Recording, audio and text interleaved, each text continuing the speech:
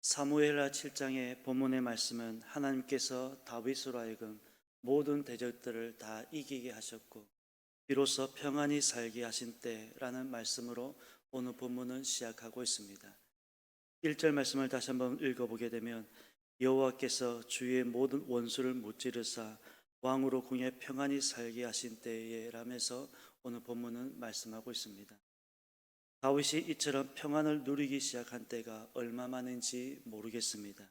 항상 쫓겨다녔고 언제 어떻게 될지 알 수 없는, 잠을 자도 편하지 않았고 밥을 먹어도 밥을 먹는 것인지 돌을 씹는 것인지 알 수 없는 상황이었는데 다윗의 삶에 비로소 평안이 임하게 되었다라고 말씀하고 있습니다.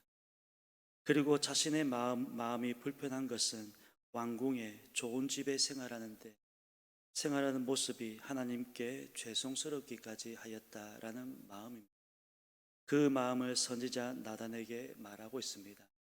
본문 2절 말씀을 보게 되면 왕이 선지자 나단에게 이르되 볼지어다 나는 백향목궁에 살거든 하나님의 궤는 휘장 가운데에 있도다. 하나님을 향한 다윗의 마음입니다. 목동이었을 때나 현재 왕의 자리에 있을 때나 다윗은 한결같은 마음을 가지고 있었습니다. 이러니 하나님께서 다윗을 좋아하지 않을 수 없는 것 같습니다. 하나님을 먼저 생각하고 어떻게 하면 하나님을 기쁘시게 할까? 다윗의 마음은 온통 하나님에 대한 마음으로 가득 차 있는 사람 같습니다.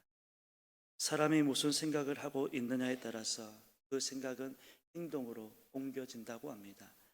다윗은 항상 하나님에 대한 생각으로 가득 차 있었고 그로 인하여 하나님의 궤가 자신이 생활하고 있는 왕궁과 비교하면 초라하기가 그지 없다라는 것입니다.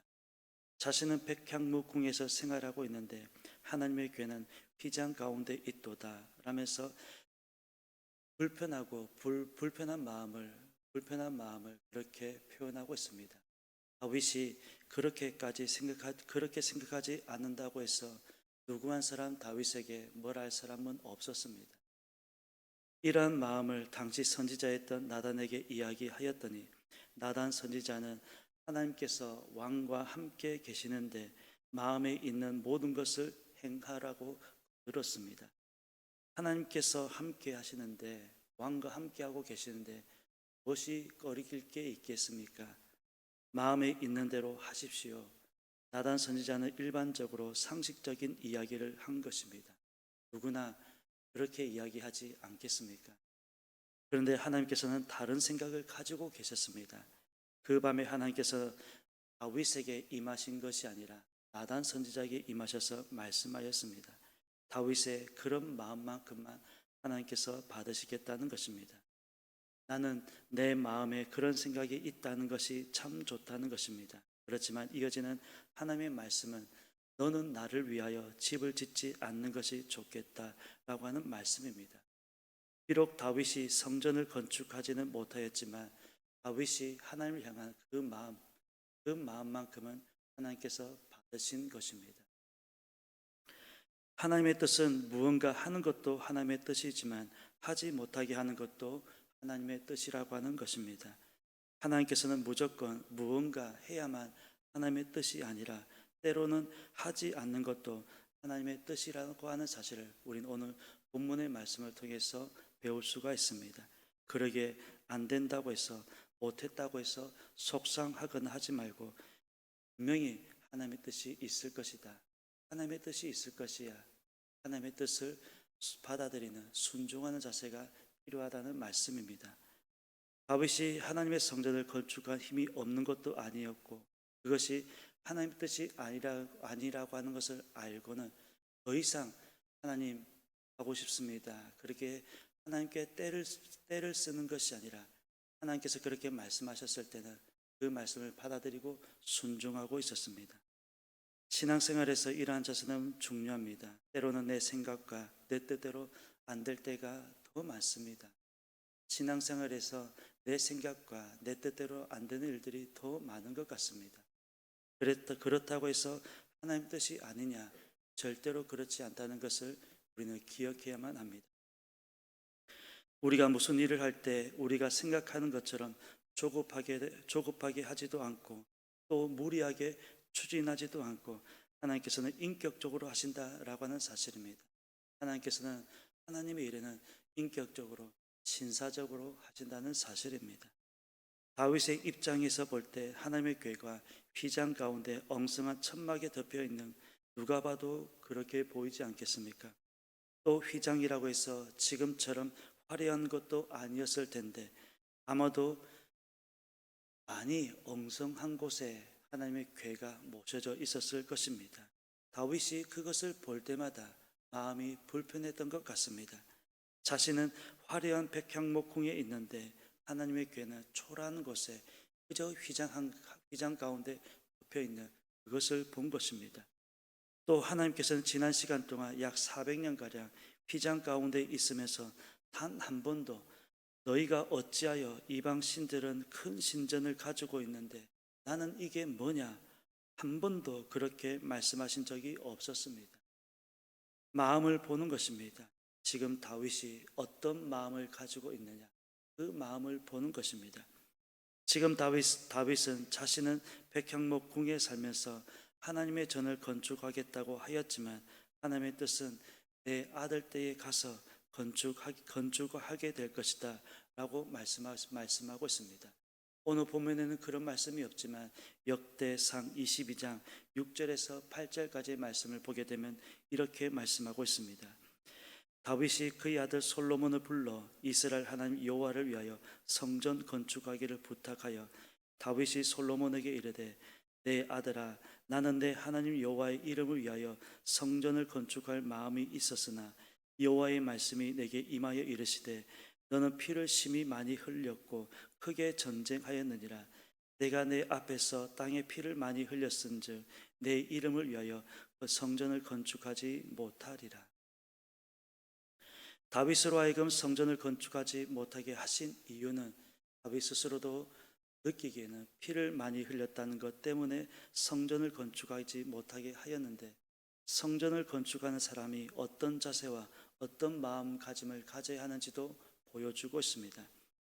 하나님의 성전은 아무나 누구나 건축할 수 있는 것이 아니라 첫째는 마음이 청결해야 하는 것이 첫 번째 덕목임을 말씀하고 있습니다. 마음이 청결해야 하는 것이고 두 번째로는 하나님께서 보실 때 흠 없는 자라야 한다는 것을 보여주고 있습니다.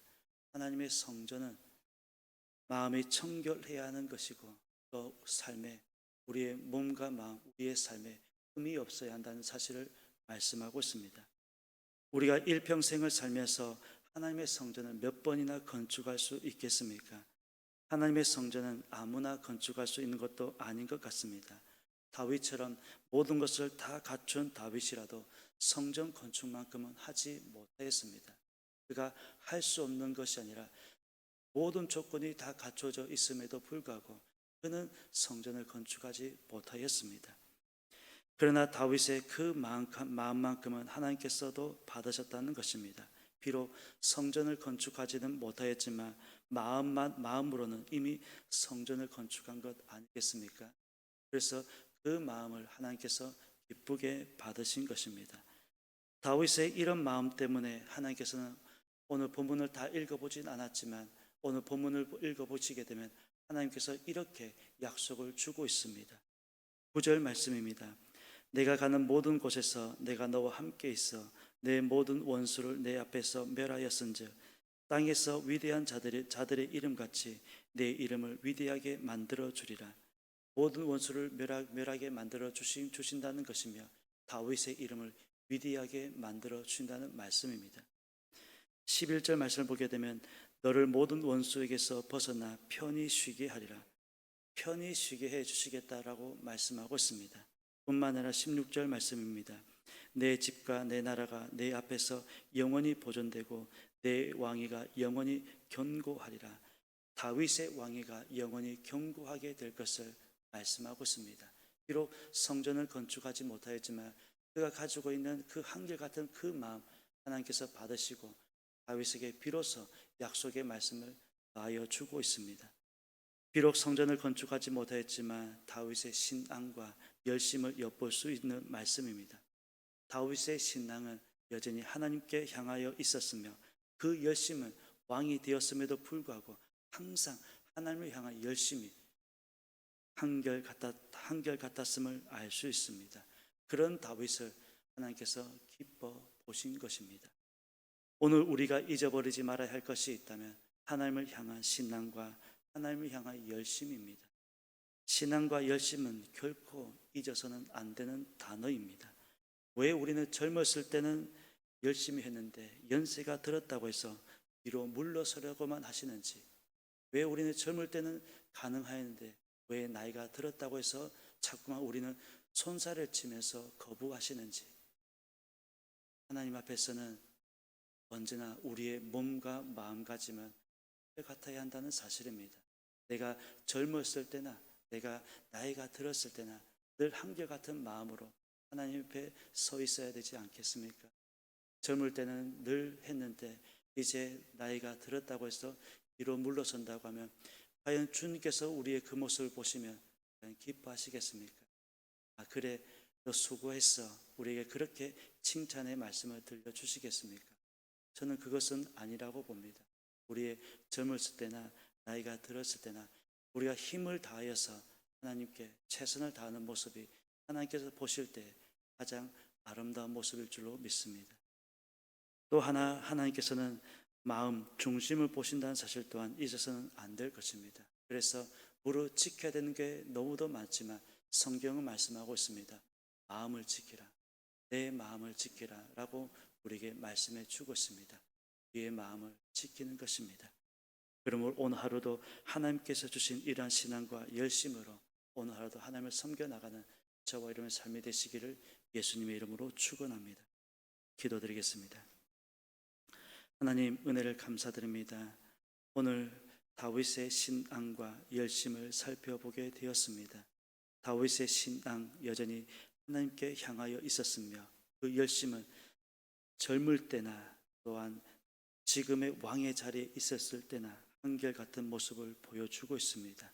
그런 다윗의 그 삶 모습을 보시고 하나님께서는 기뻐하셨고 칭찬하셨으며 그리고 다윗에게 여러 약속의 말씀을 들려주고 있음을 보여주고 있습니다. 하나님, 오늘 우리가 하나님 앞에 서 있습니다.